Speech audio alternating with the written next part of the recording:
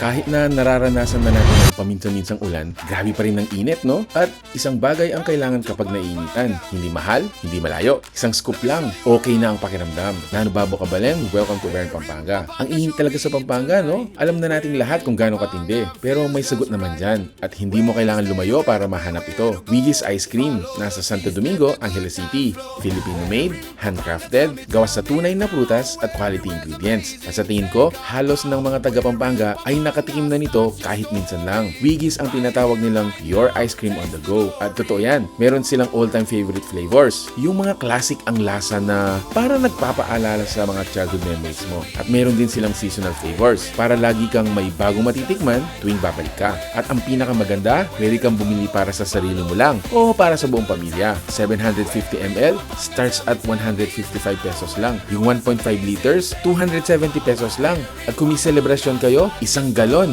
560 pesos lang. Isipin mo na lang, mainit na hapon, pagod ka na, tapos may Wiggy's ka sa kamay, ganyan lang kadali maging masaya. Perfect din para sa mga handaan, binyag, kaarawan, reunion, o basta gusto mong mag-treat ng mga mahal mo sa buhay. Anong flavor ng ice cream ang paborito ninyo kapag tag-araw? I-comment na. Bisitahin sila sa Santo Domingo, Angeles City. At hanapin sila sa Facebook, Wiggy's Ice Cream, Angeles City. I-save ang video na to, i-share sa pamilya, o barkada mong kailangan ng konting tamis ngayong tag-init. Alam mo na kung sino sila, di ba? Ingat kayo, Kabalen. Kita-kits sa susunod na video sa Wern, Pampanga.